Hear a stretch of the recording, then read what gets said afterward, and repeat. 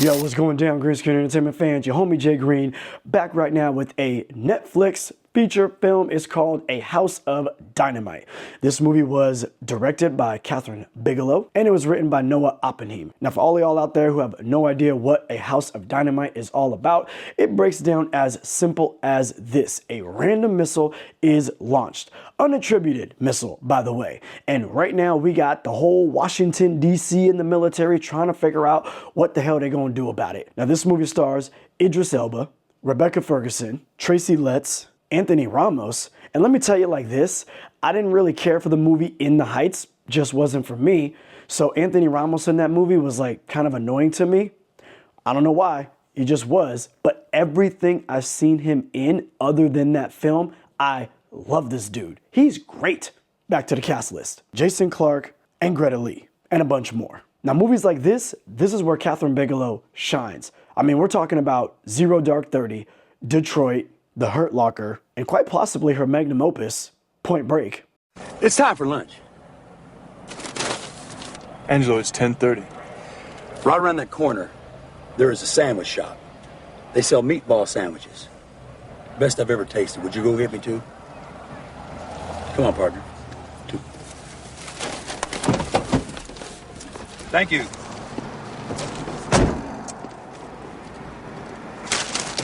Utah, give me two. And now this. Frankly, if you've seen her filmography, she don't miss. In my mind, based on Kathryn Bigelow's catalog and the type of awards and nominations that she's already accomplished, this woman will easily walk right into the Director Hall of Fame for certain. That being said, I quite like this movie. I also thought it was a waste of my time. However, I'd be down to watch it again right now. To me, this movie was a giant Bring America to Work With You day for Washington, D.C. and the military. And spoilers, but not really a spoiler, by the end of this movie, it felt like the concept of a Seinfeld episode. Nothing. Nothing happens. Well, it's not about nothing. No, it's about nothing. Well, maybe in philosophy, but even nothing is something. So much so to the point where when I finished the movie, I actually rewound it a little bit to see if I'd missed something. I'm like, wait, that's it? And because of the way it ended, I looked up to see if this was a story out of a book or a part of a bigger property or something like that where there's more to come. And basically what I found was that Kathryn Bigelow ended the film the way that she did so that it would spark conversation. I can see that a little bit, but at the same time, I don't really feel like there was enough in this movie to actually spark a conversation other than how interesting it is how Washington and the military coordinate these efforts to block potential missiles and threats and things of that nature, and what would actually happen if they missed the opportunity to block it and that shit was still about to hit the US. That was pretty fucking interesting. But as far as the conversation, debating morals and values and should we or shouldn't we and how would we handle this, I don't know if there was really enough there to do that. Now, on the flip side of that coin, I think that the big question that I might have for 200, Alex, would be, do I believe that the current administration would actually be able to execute said game plans in a way that wouldn't get us all blown to bits? Survey says, hell no. But damn if Kathryn Bigelow doesn't make a day in the life of Washington analysts and radar watchers entertaining as hell. One thing that I thought was dope that she did was we're seeing multiple departments through Washington and the military and all of that jazz doing what they're doing. And this is basically happening kind of all at the same time. They don't necessarily tell you it's happening at the same time, but what they do is they'll show you this department, how they're handling it, kind of like their vantage point, if you will. And then they'll show another department, but while they're showing another department, there might be something you hear in the background or see on video that lets you know, oh snap, this is happening at the same time. Now, if you're not paying attention to it, you'll miss it, but even if you miss it, it doesn't matter. It still feels fluid throughout the entire film. And if you do catch it, like when I caught it, I was like, oh snap, it's all happening in real time at the same time.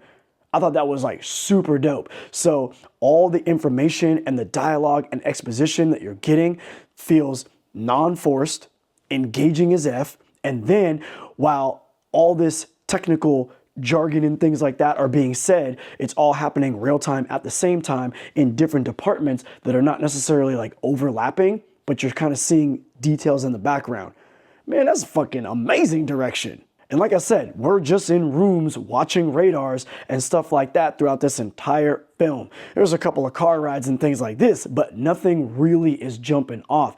And all the dialogue is engaging. You're on the edge of your seat wondering what's going to happen, what's the outcome, what's this, what's the severity, how important is it, all of those things. You are like, what's the deal, what's the deal, right? And that was amazing. In films like this, there's going to be the inevitable time when one of those government officials or high-ranking security type officers or whoever like this has to stray away from their job and their task at hand to let a family member know what's jumping off. There's times in this movie where people are making calls, but they don't make the type of call you would think. They don't handle that call in the way that you would think. And I loved seeing that because, one, it humanizes these people like, yo, I got family and people like that I care about. But two, I loved the way that they handled that call because it was so realistic. There's only certain things that they could say on that call. If they said something else, they can't run the risk of certain other things happening because of what they say.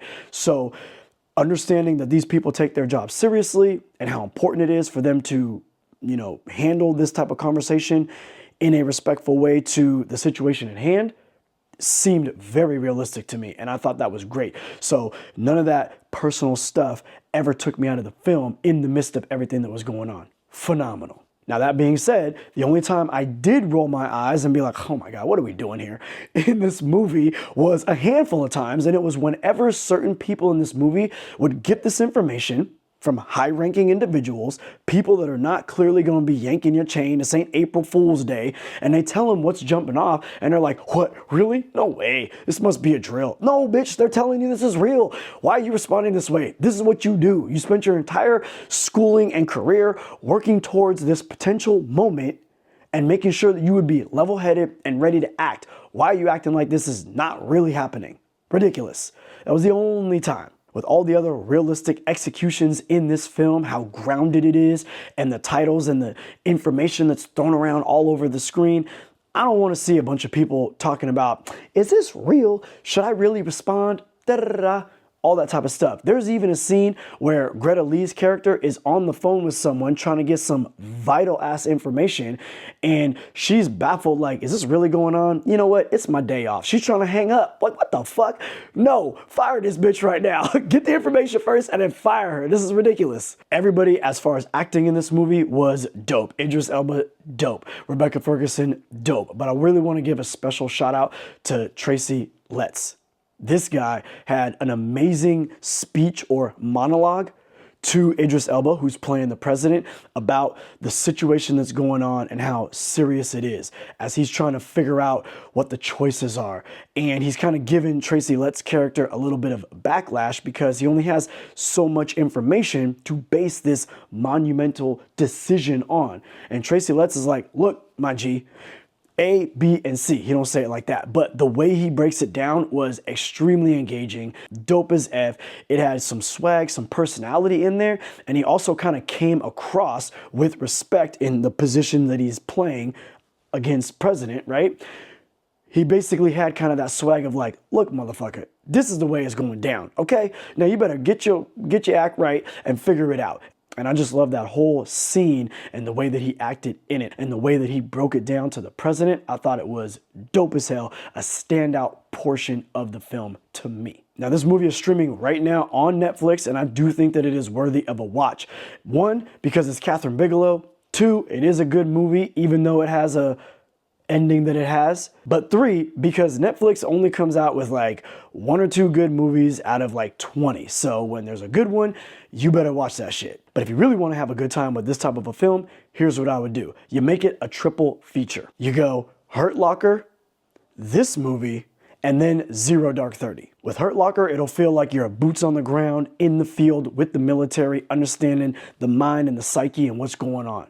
In this film, you're gonna get the suit's perspective from Washington. How do they handle things behind the computer screen, right? And then in Zero Dark 30, we're going to get the bad guys. Great triple feature. So what say y'all? Have you seen this one? Are you thinking about checking it out? Comment below, let me know what's up, or let me know what's your favorite Catherine Bigelow film. Your homie, Jay Green, I'm out.